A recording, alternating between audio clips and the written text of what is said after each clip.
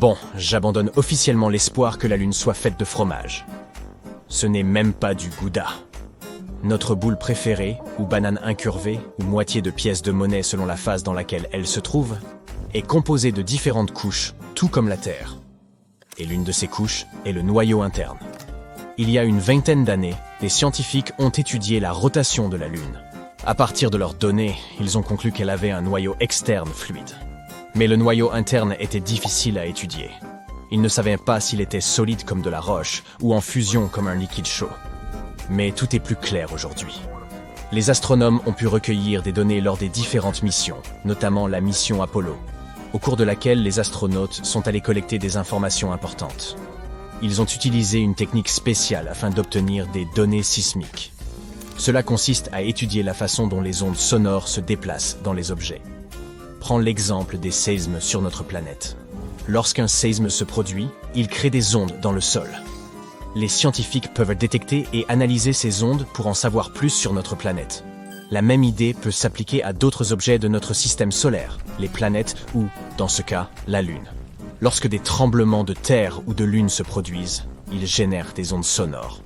En écoutant et en étudiant attentivement ces ondes, les scientifiques peuvent créer une carte détaillée de ce qui se trouve à l'intérieur de l'objet. Ils peuvent déterminer les différentes couches, leur composition et leur disposition. Pour examiner l'intérieur de la Lune, nous avons aussi utilisé ce qu'on appelle la télémétrie laser. Cette méthode permet de mesurer la distance entre la surface de la Terre et celle de la Lune. Et il s'est avéré que le noyau interne de notre satellite est une boule de fer dense et solide, tout comme celui de la Terre. Elle mesure environ 500 km de large, soit près de 15% de la taille de la Lune. Nous sommes également tombés sur des preuves qui confirment la théorie selon laquelle la couche située entre la surface et le noyau, appelée le manteau, s'est déplacée au fur et à mesure de l'évolution du satellite. Ce mouvement est ce qu'on appelle le renversement du manteau lunaire, et il explique pourquoi nous trouvons des éléments riches en fer à la surface de la Lune. La matière du manteau est transportée vers le haut. Et cette roche volcanique reste ensuite dans la croûte lunaire. Certains des matériaux de cette roche étant très denses, ils coulent tout simplement au travers des matériaux plus légers jusqu'à la bordure, séparant le noyau du manteau. C'est comme un cycle. La matière du manteau remonte quand les volcans sont actifs, transportant des éléments riches en fer vers la surface, puis redescend. Il y a un autre mystère que les scientifiques ont essayé de résoudre. Qu'est-ce qui a fait que le champ magnétique de la Lune s'est affaibli et a failli disparaître?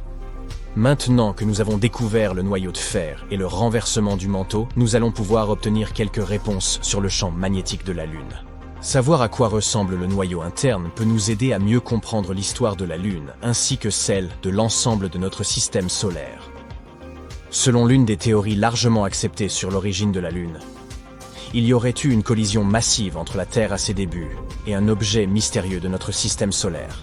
C'est ce qu'on appelle la théorie du grand impact. Cette collision aurait été si puissante qu'elle aurait arraché un gros morceau de la Terre, alors encore en fusion.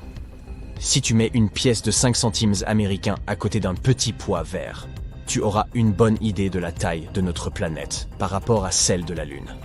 Ce morceau a ensuite été lancé en orbite autour de notre planète. Et cela se serait produit environ 95 millions d'années après la formation de notre système solaire. L'objet qui a frappé la Terre aurait eu une masse d'environ 10% de celle de notre planète et une taille à peu près équivalente à celle de Mars. Et oui, la Terre et la Lune ont des compositions similaires, après tout. Bien sûr, il existe d'autres théories sur la formation de la Lune. Selon l'une d'elles, ce serait la force gravitationnelle de notre planète qui l'aurait capturée. Cela signifie que la Lune ne faisait que passer par là lorsque, soudainement, elle a été attirée dans l'orbite de la Terre. Il existe même une hypothèse selon laquelle la Terre aurait volé la Lune à Vénus. Si c'est vrai, la Lune n'a pas à se plaindre. La vue est bien meilleure d'ici. Alors oui, la Lune et la Terre sont similaires en ce qui concerne les roches et certains minéraux. Mais la Lune n'a pas la même atmosphère que notre planète. Son atmosphère est fine et se compose de gaz bizarres. Du potassium et du sodium par exemple. Ce qui est tout à fait différent des atmosphères de Mars, de Vénus ou de la Terre. Et il n'y a pas d'eau dans les roches lunaires. Mais cela ne veut pas dire qu'il n'y a pas d'eau du tout. Au XVIIe siècle, des astronomes ont vu de grandes taches sombres à la surface de la Lune. L'un de ces astronomes, Michael van Langeren, pensaient que ces taches ressemblaient à des océans. Il les a donc appelées Maria, ce qui signifie « mer » en latin. D'autres astronomes ont également dressé des cartes de la Lune et ont aussi utilisé le terme de Maria pour décrire ces taches sombres. Par exemple, Mare Tranquillitatis se traduit par « mer de la tranquillité ». C'est là qu'Apollo 11 s'est posé. Mais il s'avère que ces taches sombres ne sont pas du tout des océans.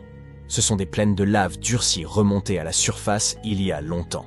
Des éruptions volcaniques auraient laissé derrière elles ces zones lisses et plates qu'on appelle plaines de basalte.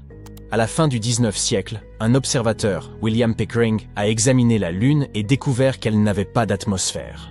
Sans atmosphère, il n'y a pas de nuages ni d'air pour empêcher l'eau de s'évaporer. Les scientifiques pensaient donc que s'il y avait eu de l'eau sur la Lune, elle aurait disparu tout de suite. Ils pensaient que la Lune était totalement sèche.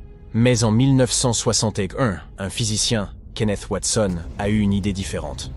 Il a découvert qu'il pouvait y avoir de l'eau sur la Lune, dans des zones appelées cratères d'obscurité éternelle. Ce sont des endroits où le soleil ne brille jamais et qui restent donc sombres en permanence. De la glace d'eau pourrait y exister parce qu'il y fait extrêmement froid. La glace ne s'évaporerait tout simplement pas. Mais quand les astronautes des missions Apollo se sont rendus sur la Lune, 1969-1972, ils ont ramené des échantillons de sol, et les scientifiques n'y ont trouvé aucune trace d'eau. Alors, tout le monde s'est remis à croire que la Lune était complètement sèche. Dans les années 90, la NASA a examiné ces cratères et a trouvé de fortes concentrations d'hydrogène, ce qui voulait dire qu'il pouvait y avoir de la glace sur les pôles. Ils n'en étaient pas sûrs, alors ils ont continué à creuser et, au bout d'un moment, ils ont trouvé de l'hydrogène à l'intérieur de minuscules perles de verre volcanique. Il n'y a pas de volcan actif sur la Lune aujourd'hui, ce qui signifie qu'il y avait sans doute de l'eau à l'époque où c'était le cas, il y a très longtemps. Et il se peut même qu'il y en ait eu beaucoup au tout début de l'existence de la Lune. En 2020, la mission Sophia de la NASA nous a montré ce que nous cherchions depuis très longtemps. Il y a bel et bien de l'eau sur la Lune. Il s'avère qu'elle a été cachée dans les grains de poussière et qu'elle colle à la surface dans les zones de la Lune éclairées par le Soleil. Il n'y a donc pas d'océan comme sur Terre, mais il y a au moins quelque chose. Mais une question demeure. Comment l'eau est-elle arrivée là ? Il semble que la Lune ait connu quelques déboires lors de sa formation, comme sans doute la plupart des planètes et des lunes de notre système solaire. Il est donc possible que de l'eau soit apparue à la suite de collisions avec des comètes, et peut-être même que d'autres comètes en apportent davantage encore aujourd'hui. Une situation véritablement chaotique. Des micrométéorites glacées entrent en collision avec la surface de la Lune, et la poussière crée un désordre encore plus grand en interagissant avec les vents solaires. Nous espérons en apprendre plus à ce sujet, car, comme nous le savons, qui dit eau dit aussi inévitablement vie. C'est pourquoi nous voulons en savoir davantage, notamment sur toute cette glace cachée dans les cratères de la Lune. Elle pourra peut-être nous apprendre quelque chose sur la façon dont la vie s'est développée ici. Les comètes nous ont peut-être apporté tous les éléments nécessaires, et certains de ces mêmes éléments sont peut-être aussi coincés dans la glace de la Lune. La NASA a des projets incroyables pour la Lune. À commencer par son prochain programme lunaire ambitieux, Artemis II par exemple. L'objectif est de faire atterrir des astronautes, dont la première femme et le premier homme de couleur, sur la Lune d'ici 2024. Artemis vise à établir une présence durable sur la Lune. Il prévoit d'établir une passerelle lunaire, une sorte de station spatiale en orbite autour de la Lune, qui servira de point d'ancrage pour les prochains alunissages. Et n'oublions pas les atterrisseurs lunaires. Les scientifiques développent actuellement la puissante fusée du système de lancement spatial, qui propulsera le vaisseau Orion, transportant à son bord des astronautes vers la Lune. Et puis, il y a le système d'alunissage humain, ou HLS, un atterrisseur lunaire de pointe qui se posera délicatement sur la surface de la Lune, permettant aux astronautes de l'explorer et d'y mener des expériences scientifiques étonnantes.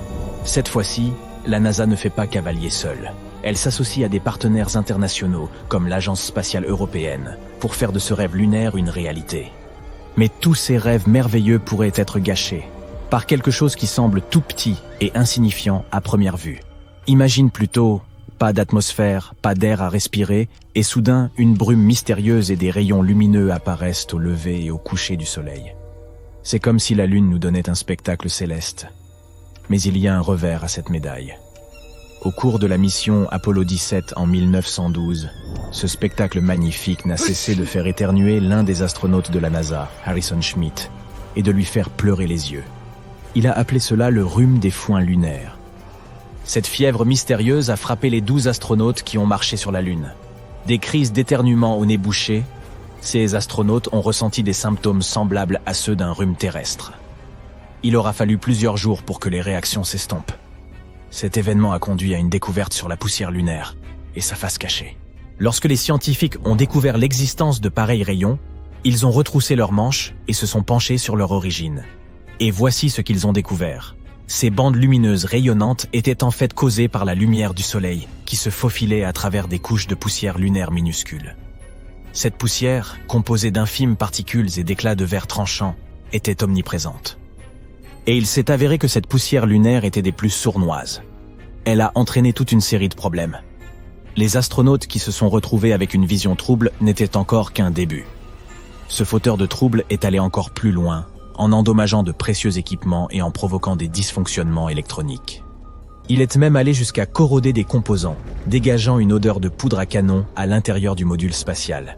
La poussière s'accroche à tout, recouvrant les surfaces telle une couverture malicieuse. Elle peut obstruer les équipements, pénétrer dans des machines délicates et même abîmer les combinaisons spatiales des astronautes. En 1972, les choses se sont à nouveau gâtées. Les astronautes d'Apollo 17 ont vécu un véritable cauchemar. Après seulement 22 heures de balade sur la surface lunaire, leurs combinaisons spatiales ont subi des dommages irréparables. Oui, tu as bien entendu. Irréparables. La poussière a réduit la mobilité des astronautes, ce qui les a empêchés de se déplacer et d'effectuer leur petit bond sur la Lune avec grâce. Et quels que soient les efforts déployés pour la nettoyer, elle demeurait accrochée, laissant les combinaisons spatiales dans un piteux état. Comme tu peux le constater, cela pose de sérieux problèmes pour les futures missions lunaires. Mais nos intrépides scientifiques ne baissent pas les bras. Pour résoudre ce problème, ils doivent comprendre comment se forme la poussière lunaire et pourquoi elle est si collante. Ils ont découvert que tout commençait par les impacts des météorites. Lorsque ces roches spatiales s'écrasent sur la Lune, elles génèrent une fine poussière qui emplit l'air. Parfois, ces impacts provoquent même la fonte de certains minéraux, formant des éclats de verre tranchants qui se mêlent à la poussière. C'est une véritable métamorphose lunaire. La poussière est également saturée de silicate, un matériau que l'on trouve couramment sur les planètes volcaniques. L'inhalation de silicate peut provoquer de graves problèmes pulmonaires chez les mineurs terriens. Alors tu peux aisément imaginer les problèmes qu'elle peut causer sur la Lune. Une étude récente a révélé qu'une seule poignée de répliques de poussière lunaire était suffisamment nocive pour détruire jusqu'à 90% des poumons et des cellules cérébrales qui y étaient exposées. Mais il y a pire. La faible gravité sur la Lune permet à ces minuscules particules de flotter beaucoup plus longtemps et de pénétrer plus profondément dans les poumons. Imagine que tu respires pendant des mois des particules 50 fois plus fines qu'un cheveu humain. C'est la porte ouverte à tous les maux. Et vois-tu, sur la surface de la Lune, les choses sont un peu différentes d'ici. Il n'y a pas de tempête, de pluie ou de fortes rafales de vent pour souffler cette poussière. Il n'y a pas non plus d'atmosphère pour protéger la surface. Ainsi, en l'absence des forces naturelles d'érosion par le vent et l'eau que l'on observe sur Terre, ces particules sèches restent en place de manière persistante. Et, pour rendre les choses encore plus compliquées, la Lune est constamment soumise aux radiations du Soleil. Cette exposition confère à la poussière une charge électrique. Les vents solaires créent des particules chargées positivement et négativement. Ces particules bourdonnent, se repoussent les unes les autres et donnent naissance à ces bandes lumineuses rayonnantes dont les astronautes d'Apollo 8 ont été témoins. C'est comme une soirée disco sur la Lune.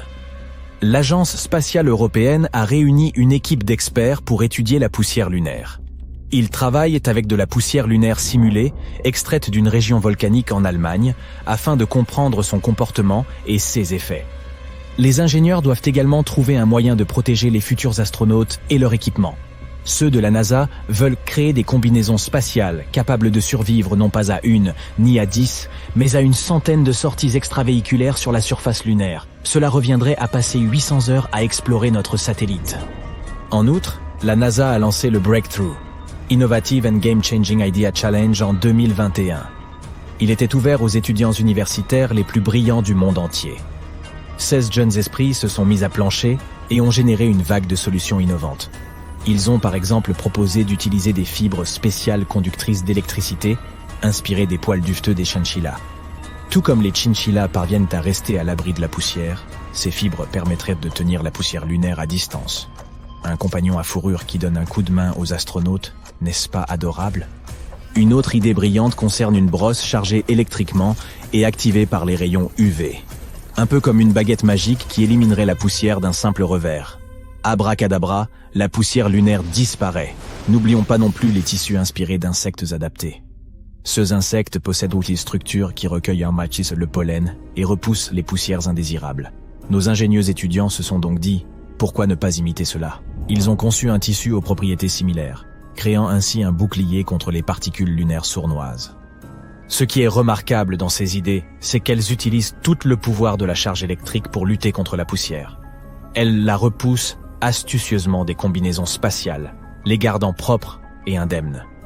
Même si toutes ces trouvailles semblent excellentes, les scientifiques de la NASA ont mis au point une autre solution, encore meilleure, les nanotubes de carbone.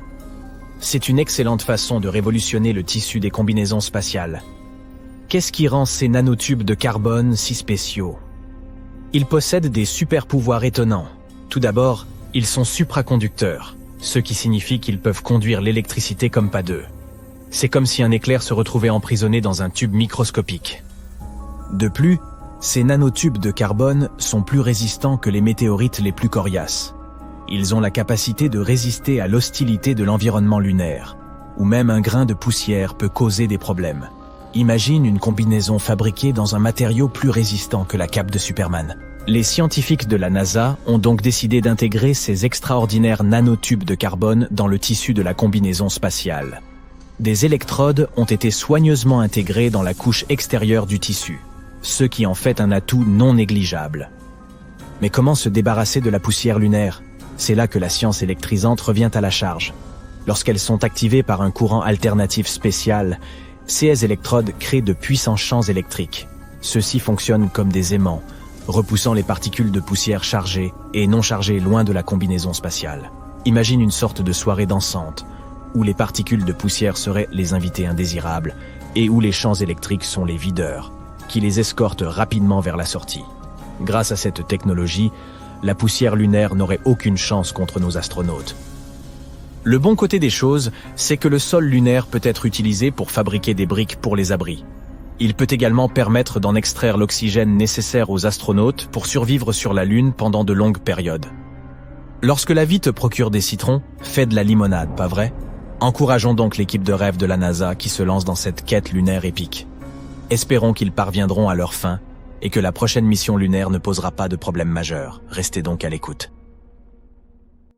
Tu poses le pied sur la surface de la Lune. C'est dépaysant. Tu te sens clairement plus léger ici, et il est plus facile de marcher. Tu décides de mettre à exécution ce projet qui t'obsède. Sauter comme un cabri sur le satellite naturel de la Terre. Et malgré ton encombrante combinaison spatiale, tu t'envoles littéralement dans les airs. Wouhou!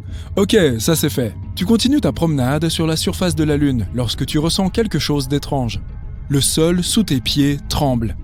On dirait qu'un tremblement de terre est en train de se produire sur la Lune. Mais c'est tout simplement impossible, ou peut-être pas. Surprenamment, ton intuition a vu juste cette fois-ci. Les séismes sur la Lune existent bel et bien. En fait, il existe 4 types de tremblements de Lune qui soient suffisamment puissants pour être détectés à grande distance. Il y a les tremblements de Lune profonds qui se produisent à près de 700 km sous la surface. Il y a ensuite les impacts de météorites. Les tremblements thermiques, eux, ont lieu lorsque la croûte lunaire glaciale se dilate. Ils se produisent lorsque le soleil matinal illumine le satellite après une nuit lunaire frigorifique de 2 semaines. Il y a aussi des tremblements de lune superficiels. Ce sont les seuls qui s'apparentent aux tremblements de terre de notre planète. Ces séismes lunaires se produisent à une profondeur de 20 à 30 km sous la surface. Ce sont les plus puissants et les plus dangereux.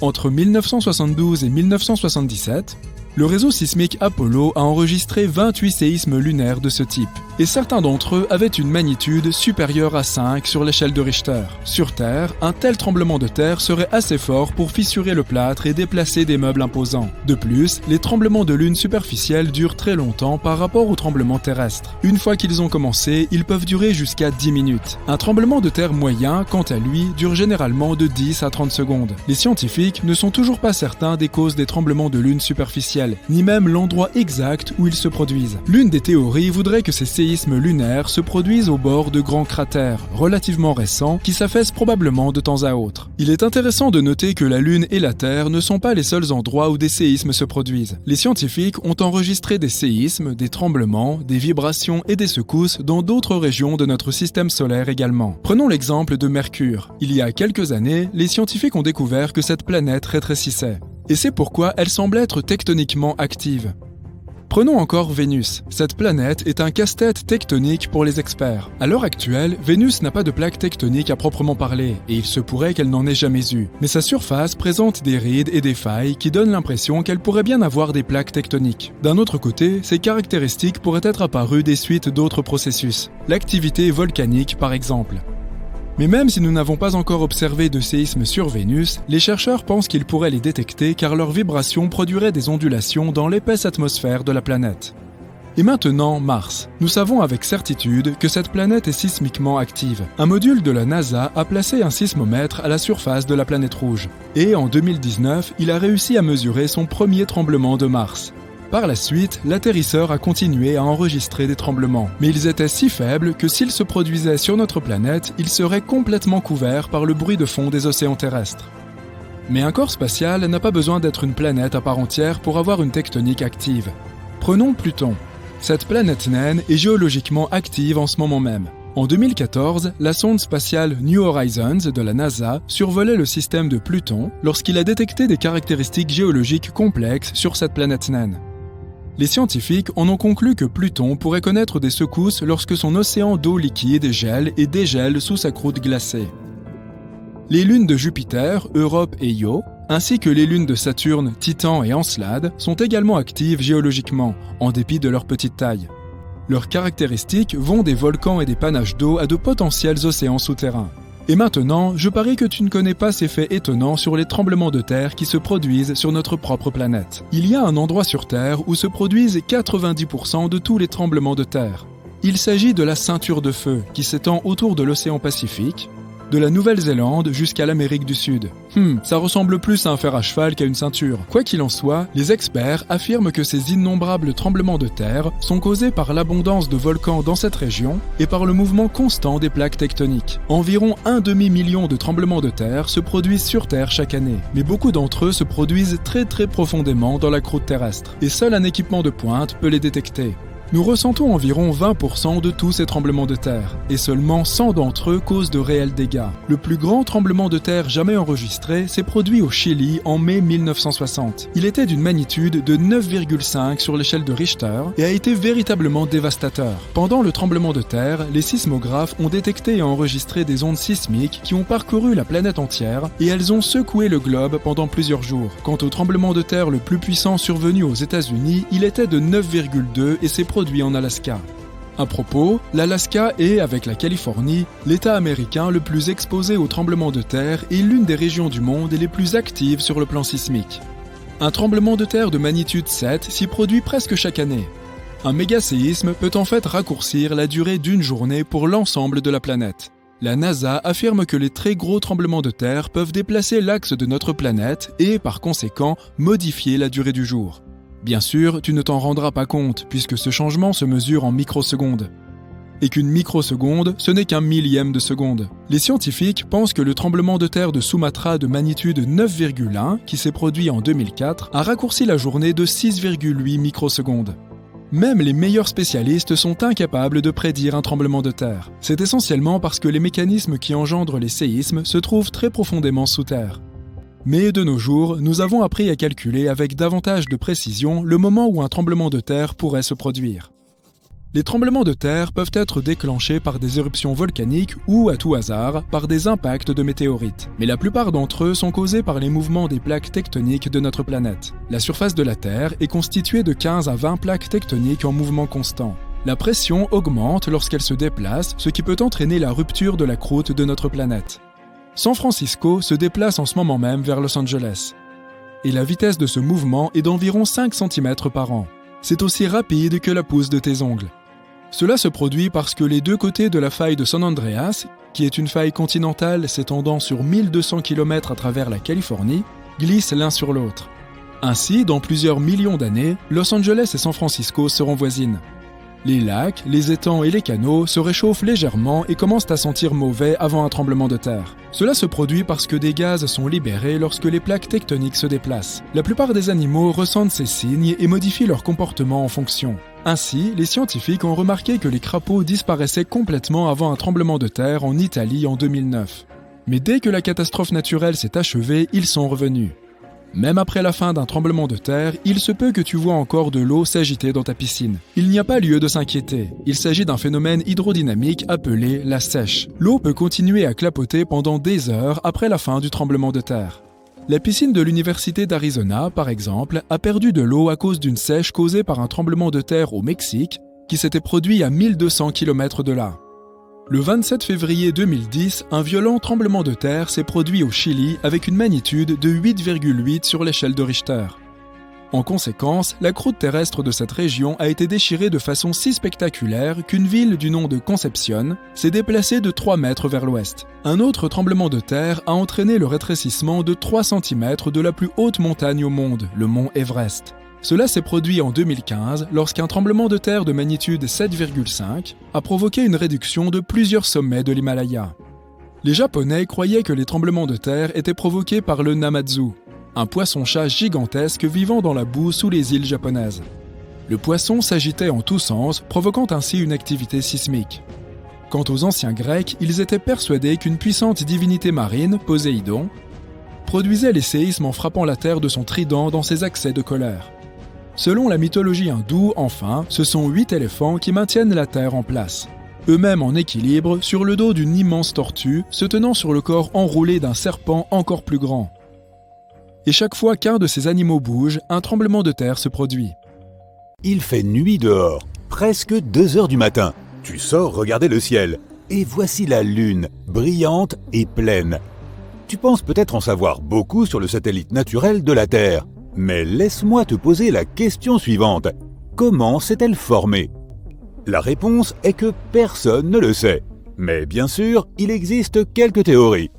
La plus répandue, appelée hypothèse de l'impact géant, affirme que la Lune se serait formée lors d'une collision entre la Terre et une autre planète. Cette planète devait être plus petite que la nôtre, approximativement de la taille de Mars. La collision elle-même se serait probablement produite il y a environ 4,5 milliards d'années. Une autre théorie, dite de la capture, avance que la Lune était un astéroïde ou un autre corps errant. Elle se serait formée quelque part dans le système solaire et en passant près de la Terre, aurait été happée par la gravité de notre planète. Sauf qu'il y a un hic. Notre planète et la Lune présentent des similitudes isotopiques et chimiques remarquables. Elles doivent donc avoir une histoire commune, ce qui signifie que la Lune n'a pas pu être créée ailleurs. D'autres experts pensent qu'à un moment donné de son lointain passé, la Terre tournait si vite qu'une partie de sa matière se serait détachée. Elle se serait rapidement mise en orbite autour de notre planète, et c'est ainsi que la Lune serait apparue dans le ciel. Mais là encore, il y a un problème. Dans ce cas, le type de minéraux présents sur la Lune, ainsi que leurs proportions, devraient être les mêmes que sur Terre. Or, il existe de légères différences. La Lune est riche en matériaux qui se seraient formés très rapidement à haute température. Il existe une autre théorie, sans doute la moins passionnante. Elle prétend que le satellite naturel de la Terre pourrait être tout simplement apparu en même temps que la Terre lors de sa formation. Mais aujourd'hui, une question plus pressante préoccupe les astronomes. La Lune est-elle vraiment le satellite de la Terre, ou s'agit-il de 2 planètes jumelles? La Lune est de taille conséquente par rapport à notre planète. Elle représente environ 1/4 de la taille de la Terre. C'est pourquoi certains experts qualifient notre système planétaire de planète double. Mais à quel point est-ce exact? Pour le savoir, il faut d'abord définir le mot « planète ». Selon l'Union astronomique internationale, une planète est un corps spatial en orbite autour d'une étoile. Suffisamment massif pour avoir une forme presque ronde grâce à sa gravité et qui a dégagé la région autour de sa propre orbite. Maintenant, qu'est-ce qu'un satellite? Il s'agit d'un corps spatial en orbite autour d'un corps plus grand. Si nous prenons le système Terre-Lune, son centre de gravité appelé le barycentre se trouve à l'intérieur de la Terre. C'est pourquoi, à l'heure actuelle, nous ne pouvons pas vraiment dire que nous vivons dans un système de planètes doubles. D'après cette définition, la Lune est donc le satellite de notre planète. Revenons un peu en arrière, il y a 3 ou 4 milliards d'années. Même si la Lune n'était pas une planète, elle possédait très probablement une véritable atmosphère. Elle se serait formée au moment où de puissantes éruptions volcaniques secouaient notre satellite. Des gaz se sont ainsi répandus sur toute la surface de la Lune, et cela s'est passé si vite qu'ils n'ont pas eu le temps de s'échapper dans l'espace. À cette époque, la surface lunaire était constellée de bassins remplis de basalte volcanique.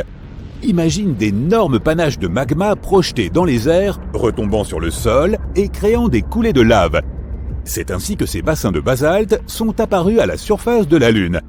Au retour d'Apollo 11, les scientifiques ont enfin pu mettre la main sur des échantillons rapportés de notre satellite. Ils ont découvert que les coulées de lave y contenaient non seulement du monoxyde de carbone et du soufre, mais aussi les éléments constitutifs de l'eau. Grâce à ces échantillons, les chercheurs ont pu calculer la quantité de gaz qui s'est élevée pour former cette atmosphère. Elle était la plus dense il y a environ 3,5 milliards d'années et aura persisté pendant environ 70 millions d'années. Après quoi, elle s'est dispersée dans l'espace. Mais le plus surprenant, lorsque la Lune avait une atmosphère, elle était également 3 à 10 fois plus proche de notre planète. Une simulation informatique suggère même que la Lune était probablement jusqu'à 19 fois plus proche qu'elle ne l'est aujourd'hui. La distance qui la séparait de notre planète aurait pu être de 30 000 km. Alors qu'aujourd'hui, notre satellite se trouve à environ 384 000 km. Ainsi, la Lune paraissait beaucoup plus grosse dans le ciel. Mais hélas, à l'époque, il n'y avait même pas de dinosaures pour admirer la vue. De nos jours, l'atmosphère de la Lune est presque inexistante. C'est pourquoi le satellite ne peut pas se protéger des météorites et la surface de la Lune est parsemée de cratères. À titre de comparaison, il y a environ 190 cratères d'impact identifiés sur notre planète. Beaucoup d'entre eux sont cachés par la végétation ou recouverts d'eau. Mais si l'on parle de la Lune, leur nombre est bien plus important. Il y en a plusieurs millions, et environ 5000 d'entre eux mesurent plus de 19 km de diamètre.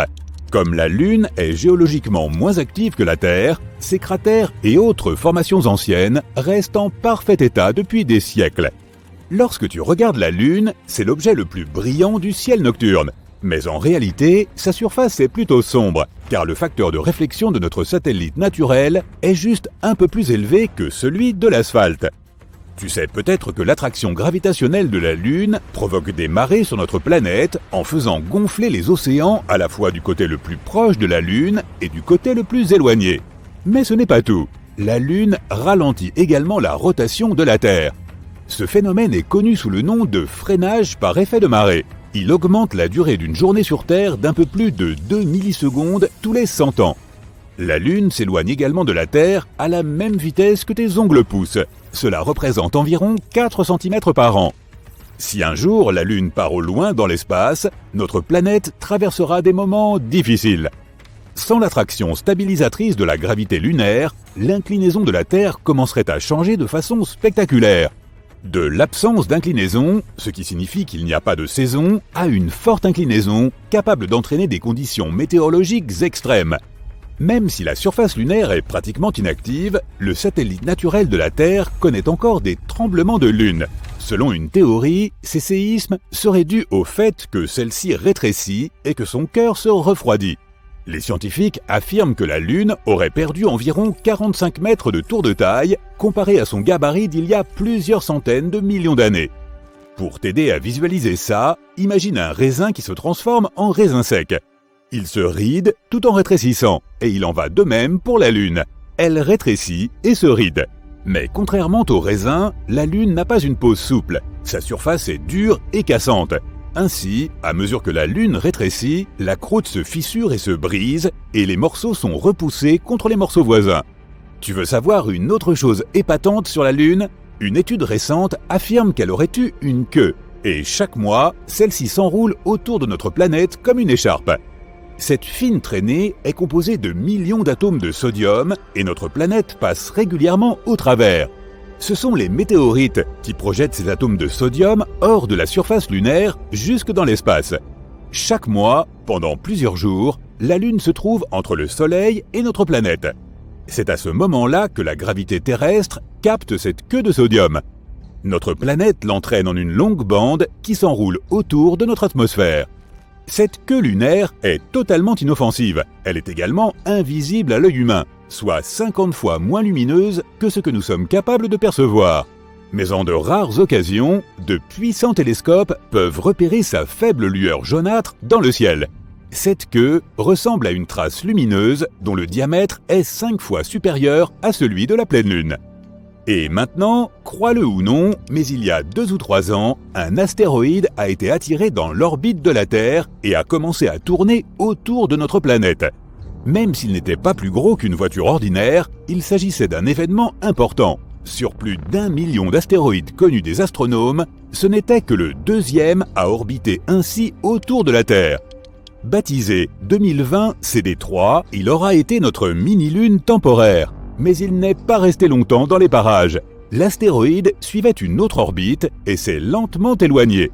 Les objets capturés temporairement, comme 2020 CD3, sont rares. Ils doivent avoir une direction et une vitesse bien spécifiques pour être capturés par l'attraction gravitationnelle de la Terre.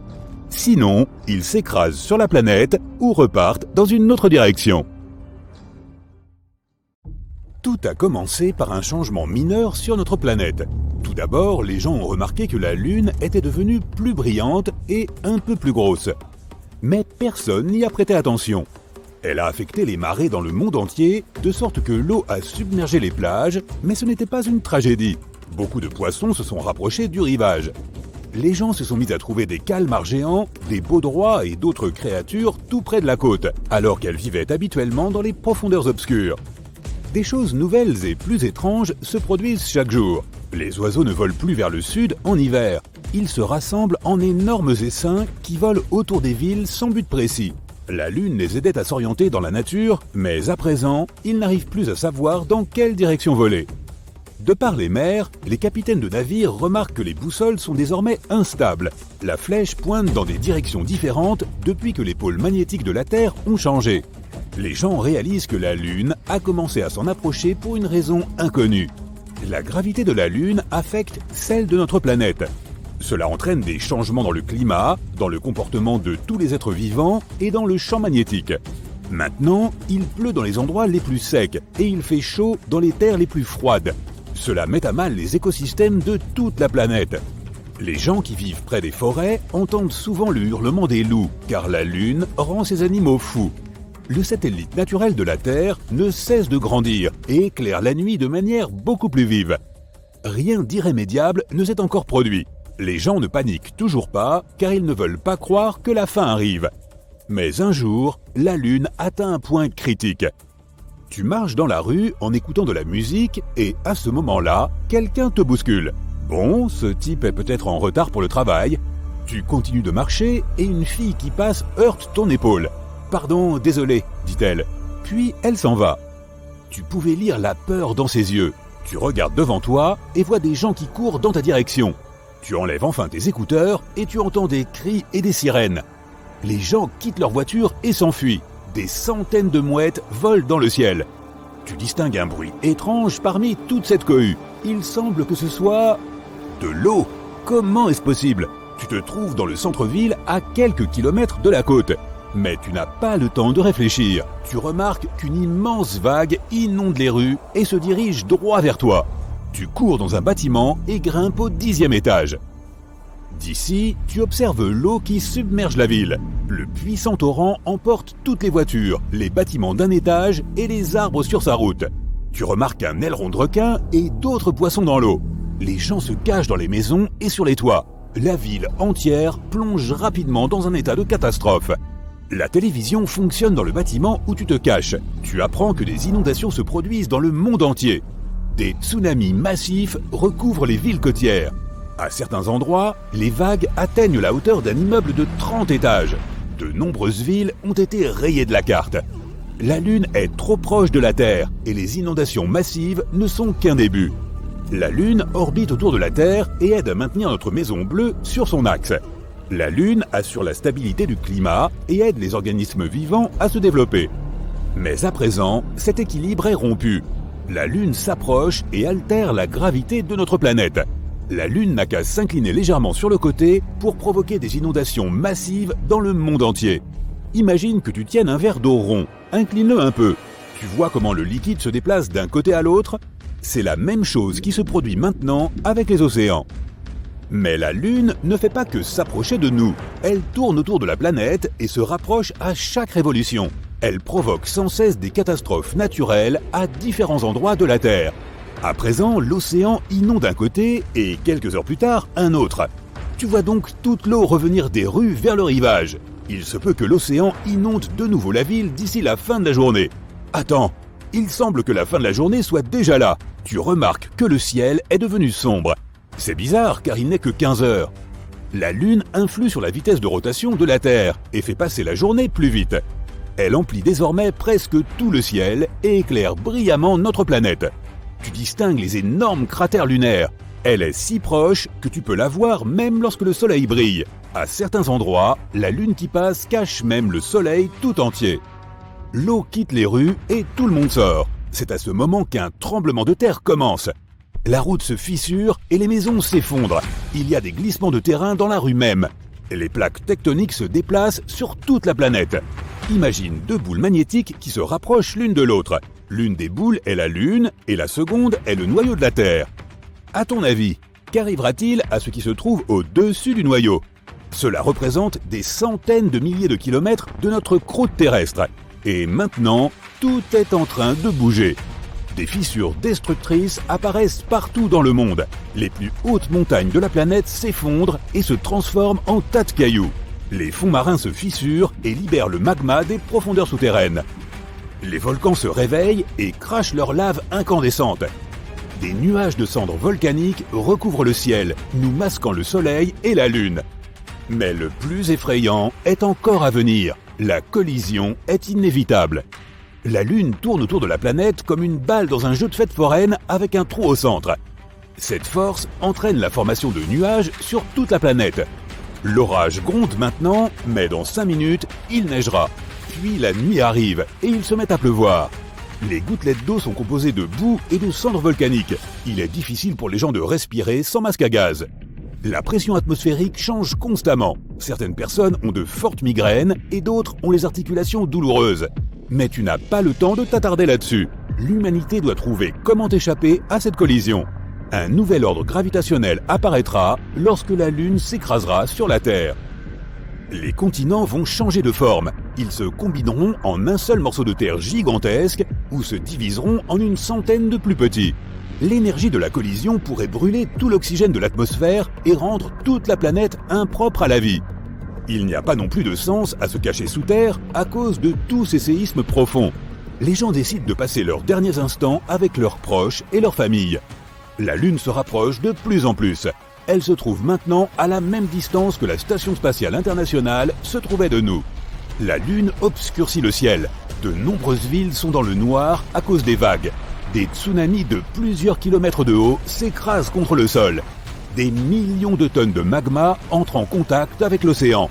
Des milliards de litres d'eau s'évaporent. L'humidité s'élève dans les airs, se mélange aux cendres et se répand sur la planète sous la forme de cumulus géants. Tu as fini par accepter le sort funeste de notre planète. Mais quelque chose d'étrange arrive à la Lune à ce moment-là. Tu remarques que des fissures géantes apparaissent dessus. La Lune commence lentement à se scinder en 2 parties, et celle-ci se divise en centaines de gros morceaux. Elle est en train de s'effondrer. La Terre n'a plus de satellite naturel.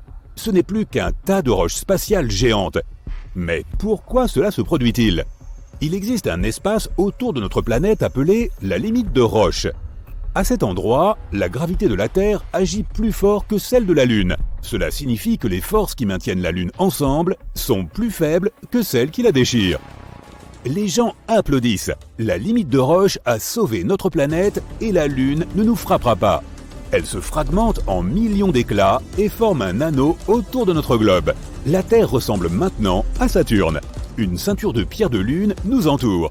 D'énormes morceaux détruisent tout sur leur passage, notamment les débris spatiaux. Les satellites ne fonctionnent plus. L'humanité perd ses moyens de communication et de navigation. Les gens devront à nouveau utiliser des cartes en papier. Avant ces événements, la Lune maintenait l'orbite de notre planète à un certain angle. Maintenant, l'axe est incliné différemment. Un hémisphère se rapproche du Soleil et l'autre plonge dans l'ombre.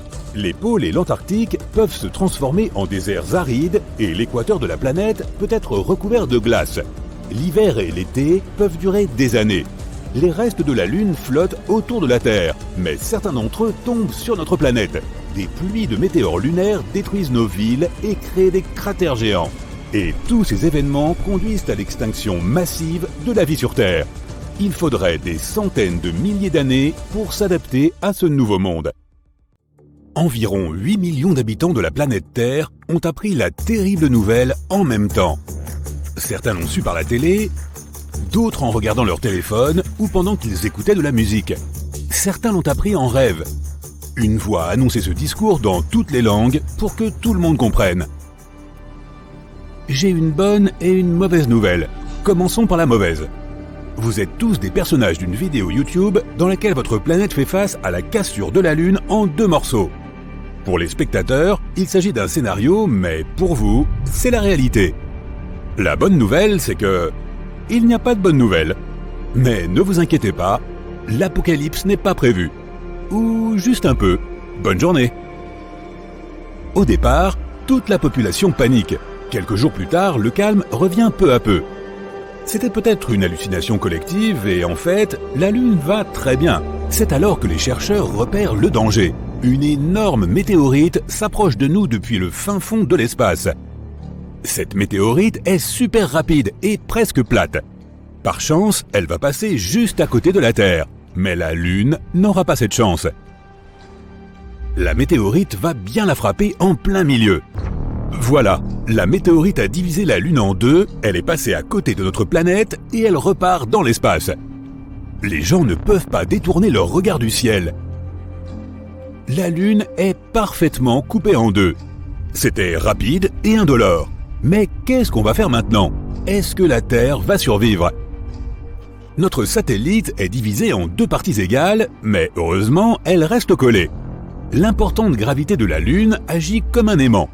Les chercheurs sont convaincus que les 2 morceaux se recolleront dans quelques millions d'années, et que la Lune redeviendra exactement comme elle était. Mais le plus cool, c'est que personne ne remarque aucune différence. La voix s'est trompée. Mais voilà qu'un autre problème surgit. Une énorme météorite en forme de chaussure arrive vers nous. Elle entre dans le système solaire et s'approche rapidement de la Terre. La botte spatiale heurte une moitié de Lune et poursuit sa trajectoire. Maintenant, il ne reste vraiment qu'une demi-lune dans le ciel. La première moitié est là où elle a toujours été. La seconde moitié se dirige vers la Terre. Une pluie de météores s'abat sur Terre à cause des fragments de Lune. Mais tout compte fait, tout va bien. La plupart de ces cailloux brûlent dans l'atmosphère. La quasi-totalité de la demi-lune dégommée se fragmente et entre en orbite. Un anneau de roche se forme et maintenant, la Terre est comme Saturne. Ces fragments de Lune détruisent plusieurs de nos satellites artificiels. Les communications et Internet s'interrompent régulièrement. Il faut environ 2 ans pour rétablir les connexions. La Station spatiale internationale n'existe plus. Heureusement, tous les astronautes ont réussi à revenir sur Terre avant le grand patatras. Les fragments de Lune volent autour de la planète et il n'y a plus que la moitié de la Lune dans le ciel. La vie ne change pas trop les jours qui suivent, mais les gens qui vivent au bord de la mer et des océans, eux, voient la différence. La Lune influençait les marées. Elle tournait autour de la Terre et les océans prenaient alors une forme ovale. La marée était haute là où la Lune était plus proche, tandis qu'elle était basse du côté opposé. Mais maintenant, tout a changé. Une demi-lune n'influe pas sur la même quantité d'eau. Oui, la Lune ne pèse plus que la moitié de son poids et elle s'est approchée de la Terre, mais sa force gravitationnelle a aussi diminué. Les oiseaux marins, de nombreuses espèces de poissons, les tortues et autres animaux marins pourraient ne pas survivre dans ces conditions. Leur instinct naturel, fortement guidé par la Lune, leur permettrait de déterminer leur cycle de vie. Par exemple, les bébés tortues attendaient la marée haute du matin pour courir dans l'eau. Désormais, l'eau est trop basse, ils n'arrivent pas à se cacher dans l'océan et les mouettes les mangent. Les crabes ne pondent plus d'œufs car la marée haute apparaît plus tôt que prévu. Les loups perdent la tête. il hurle toutes les nuits. La faune ne comprend plus ce qui se passe. Le corps humain aussi doit faire face à quelques conséquences. Beaucoup de gens ont des problèmes de tension artérielle et de maux de tête. Cette demi-lune modifie tout l'écosystème de la planète. Il faudra plusieurs dizaines, voire plusieurs centaines d'années. Quelques semaines plus tard, les gens remarquent que les journées sont de plus en plus courtes. La Lune a toujours ralenti la rotation de la Terre, de sorte que les journées duraient 24 heures. La Terre tourne plus vite maintenant. Le jour et la nuit se suivent plus rapidement que d'habitude. La vitesse de rotation de la Terre a augmenté et les journées ne durent plus que 15 heures. Les gens souffrent d'insomnie ou dorment trop. Il faut du temps pour que le corps s'habitue. Les horaires de travail changent partout dans le monde. Avant, on arrivait au bureau à 9 heures et on partait à 6 heures. Maintenant, les gens arrivent à 7 heures et partent à 2 heures. Il y a moins de temps pour dormir et tout le monde souffre de cette situation. Le progrès ralentit à cause des journées de travail très brèves. Les technologies du futur ont pris 20 à 30 ans de retard. La rémunération horaire n'a pas changé. Les salariés sont moins payés puisqu'ils travaillent moins d'heures. La Lune, quand elle était entière, régulait la météo et le climat sur Terre. Regarde Mars, elle a 2 petites lunes. Elles lui tournent autour rapidement et la font balancer sur son axe. Le résultat ? Du vent, des tempêtes de sable et des orages au quotidien sur la planète rouge. Cette demi-lune modifie la rotation stable de la Terre. Les températures changent partout dans le monde. Il fait plus chaud dans les endroits chauds et les tempêtes de neige font rage dans les régions froides. Il n'y a plus que de brèves averses très intenses. Il ne fait plus jamais beau. Un petit vent peut se transformer en tornade et les vagues deviennent des tsunamis. Les saisons changent plus vite, les hivers sont plus froids et les étés plus chauds. Le changement de rotation de la planète affecte son champ magnétique. Toutes les boussoles et les systèmes de navigation sont hors service. Il faut réapprendre à s'orienter. Les oiseaux ne vont plus vers la chaleur en hiver, car ils ne savent pas où aller. Leur boussole interne est cassée. Plusieurs centaines d'années sont passées. Les gens se sont totalement habitués aux nouvelles conditions terrestres. De nouvelles espèces d'animaux sont apparues. Les oiseaux ont repris à se repérer grâce à la demi-lune. L'économie de la planète a été restaurée. Les salaires ont été augmentés, les gens se sont habitués à dormir 5 à 6 heures par jour et à travailler 4 à 5 heures. La réduction du volume horaire des journées a aussi eu des conséquences sur l'industrie des médias. Les films ne durent plus qu'1 heure. Les épisodes de séries, 30 minutes. La vie est plus rapide. Une personne vit en moyenne jusqu'à 96 ans. Le temps passe à la même vitesse, c'est la façon dont on le compte qui a changé. Plusieurs millénaires sont passés, les gens sont différents. Ils ont de grands yeux qui absorbent plus de lumière. La demi-lune ne brille pas autant que la lune entière et les nuits sont donc plus noires. L'homme a eu besoin de quelques milliards d'années pour s'habituer à l'obscurité constante. Pour pouvoir mieux se déplacer dans ces conditions, les animaux aussi sont devenus plus grands et sensibles. L'orbite de la Terre a été débarrassée des météores.